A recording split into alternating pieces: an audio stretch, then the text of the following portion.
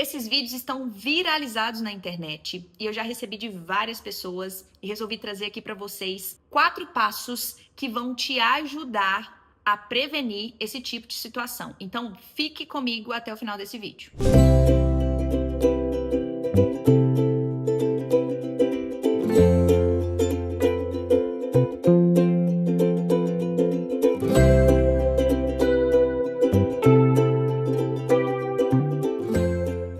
Esses vídeos me trazem um pouco de desconforto, até porque eu tenho estudado bastante sobre essa questão de desenvolvimento da criança e tem algumas explicações pela neurociência que vão trazer para nós um pouco de acalento a respeito desse tema. E por isso eu falei com vocês sobre os 4 passos, então vamos lá.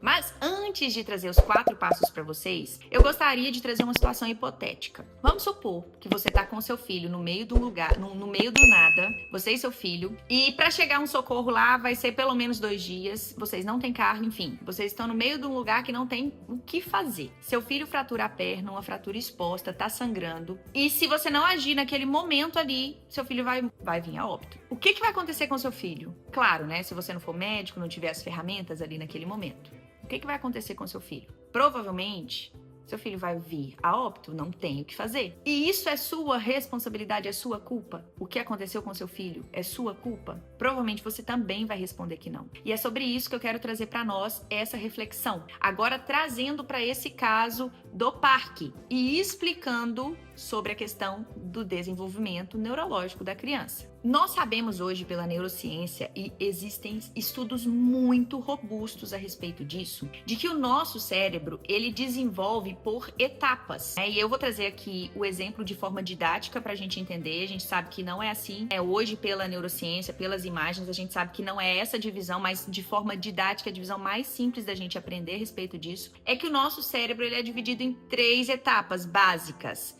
que é a etapa esse aqui é o sistema, né, a parte cerebral reptiliana, que a gente fala, que é a sobrevivência, que a criança já tem essa parte desenvolvida desde o útero materno e ela já vem pronta. Por quê? Porque ela é quem faz a gente sobreviver. Ela é responsável pelo instinto de sobrevivência, pelo instinto de querer mamar. Ela não precisa aprender o que é. Ela já vem pronta para isso. O instinto de chorar para poder receber o que precisa quando tá com fome, quando tá com frio. Então, esses instintos de sobrevivência, eles já vêm prontos por causa dessa base do sistema reptiliano, né, do cérebro reptiliano, que já está formado quando a criança nasce, até por lógica, para que ela consiga pelo menos ter a possibilidade de sobreviver. Mas a gente sabe que o nosso filhote vem totalmente dependente da mãe, de um ser adulto cuidador. Depois a gente tem o sistema límbico, que é justamente a parte dos dedos. O sistema límbico, que é o sistema emocional, ele vem sendo construído a partir do momento que a criança nasce.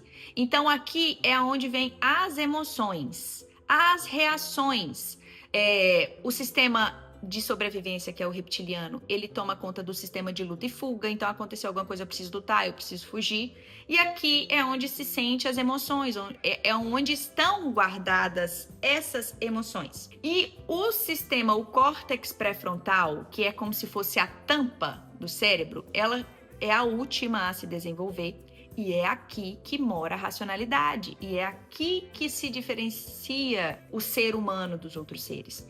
Esse córtex pré-frontal é o freio, é o racional da criança, do ser humano. E ele só começa a se desenvolver entre 3 e 4 anos. Ou seja, até 3 ou 4 anos a criança não tem nenhuma condição de, por ela mesma, não agir que não seja pela sobrevivência ou pela emoção. Então ela não tem freio, ela não tem desenvolvido ainda, neurologicamente falando, a condição de interpretar a situação. A condição de que o que você ensinou para ela, ela consegue interpretar e ver que naquele momento ela precisa usar isso. Ela não tem condição neurológica para isso. Ou seja, até 3 anos de idade é impossível isso acontecer por ela. Mesmo que você repita, ela ainda está aprendendo a falar, ela ainda não tem nem vocabulário suficiente para isso, para verbalizar. E muito menos raciocínio. A gente sabe hoje pela neurociência que é entre 3 e 4 anos que se começa esse amadurecimento.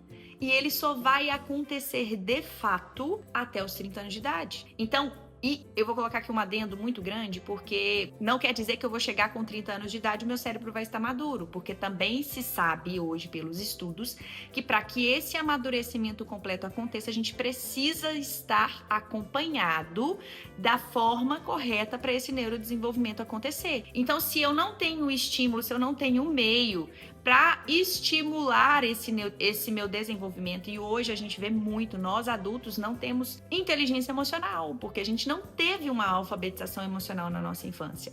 Então é algo que precisa também ser construído e acompanhado da maneira adequada para chegar a essa idade de 30 anos, de 25 a 30 anos, e estar com o seu sistema córtex pré-frontal completo e acoplado a todo o seu cérebro, a todo o seu sistema. Mas a gente sabe que isso não é uma realidade hoje. E por isso que temos tantas dificuldades como adultos para lidar com isso da criança. E nós sabemos que nem nós temos essa capacidade. A gente não tem. A gente se desregula, a gente não consegue voltar pro nosso centro, a gente não consegue se regular sozinho. Às vezes a gente usa do telefone, da tela, do rolar o feed, de comer um chocolate, de comidas, de prazeres externos para conseguir se regular.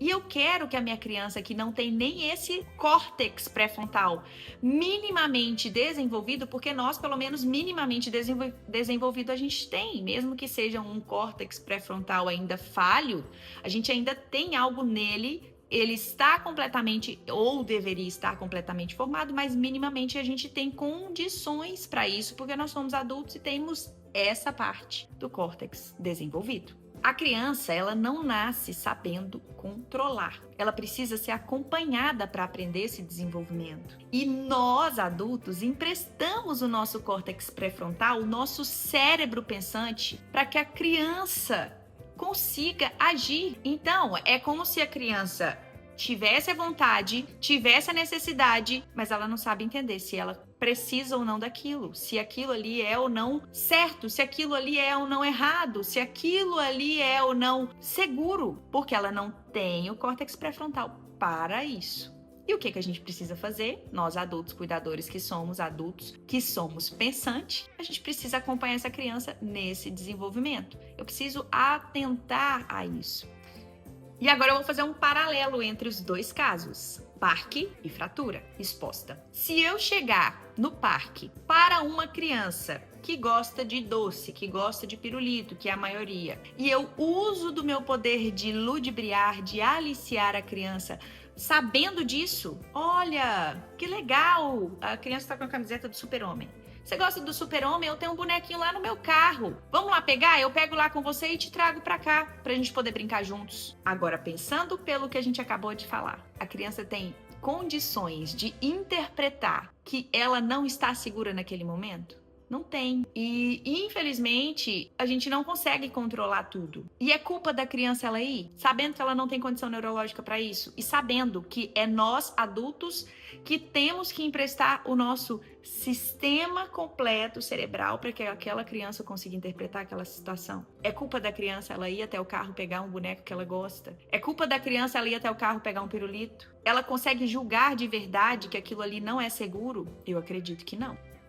Nesse caso, é culpa da criança ceder a esse aliciador, assim como é culpa sua de deixar seu filho falecer porque você não conseguiu agir? Eu acredito que não. E a situação é a mesma, é a situação de aprendizado. Eu não tenho ferramenta necessária para fazer cirurgia no meu filho, assim como a criança não tem ferramenta necessária para agir naquele momento.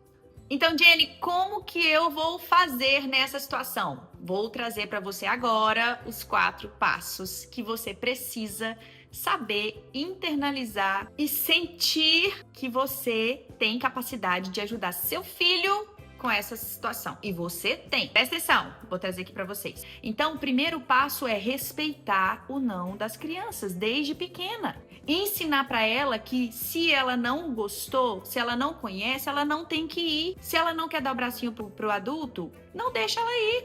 Olha, agora ela não quer. É nós que somos o córtex pré-frontal da criança, então somos nós que temos que nos posicionar com as nossas famílias, com os nossos amigos. Vem cá, deixa eu te pegar. Não, a criança recolheu.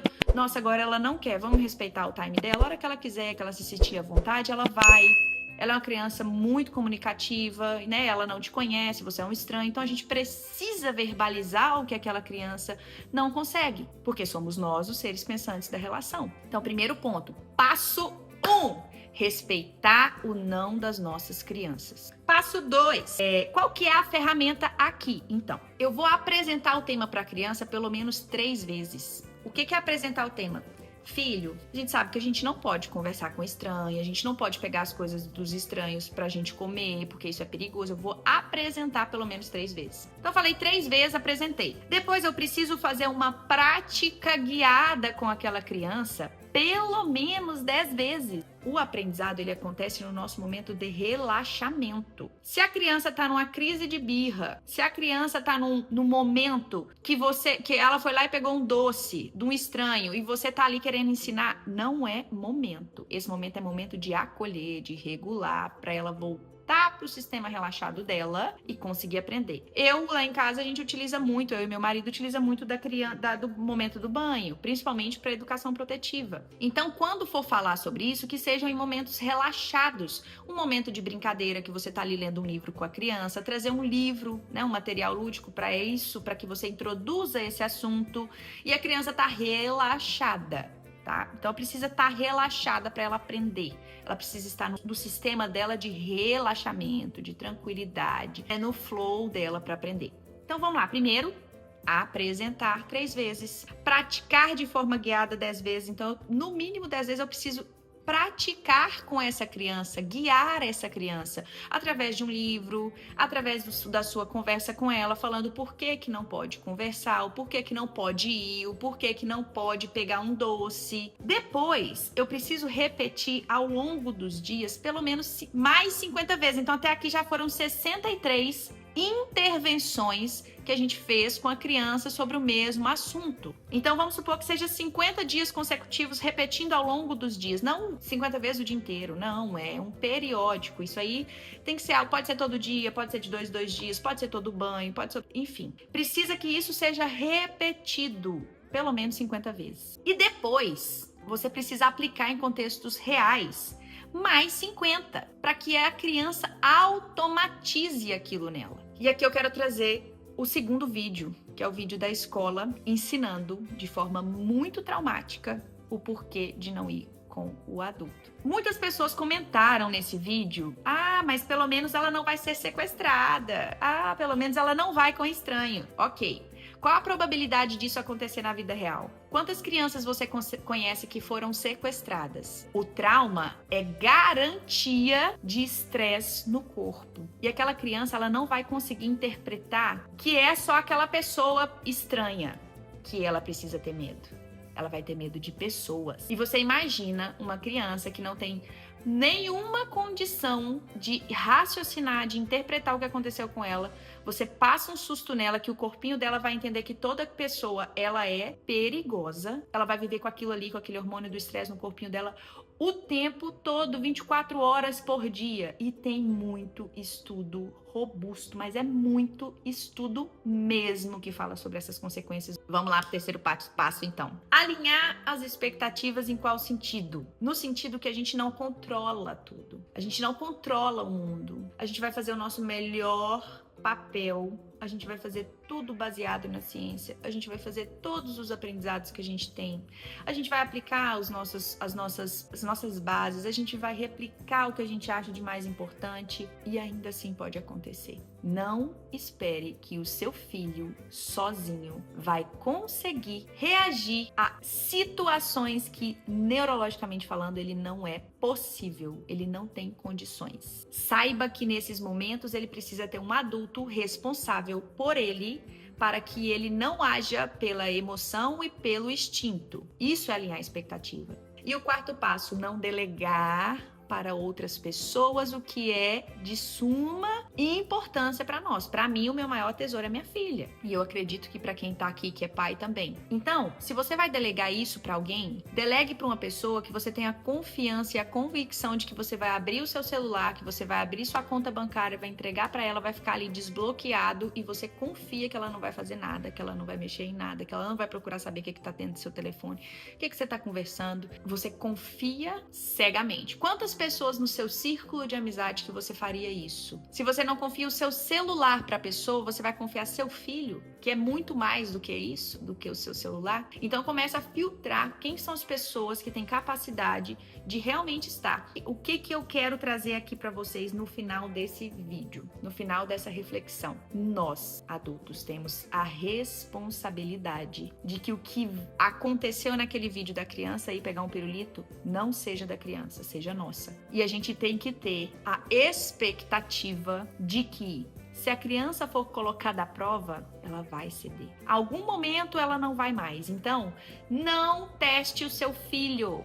Não deixe que testem os seus filhos. O natural e o ideal é que eles realmente cedam. Se eles não cederem, é porque a criança está traumatizada. Aconteceu igual no vídeo da escola. A criança está sob hormônio de estresse, sob medo, totalmente congelada. O natural é que ela não consiga negar. Ela quer o que ela precisa para atender aquele querer dela. Ir lá no carro com a pessoa.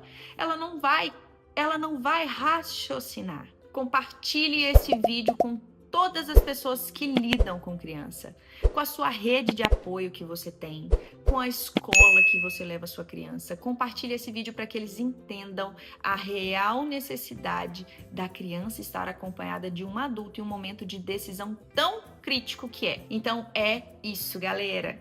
É isso que eu queria trazer hoje para o vídeo.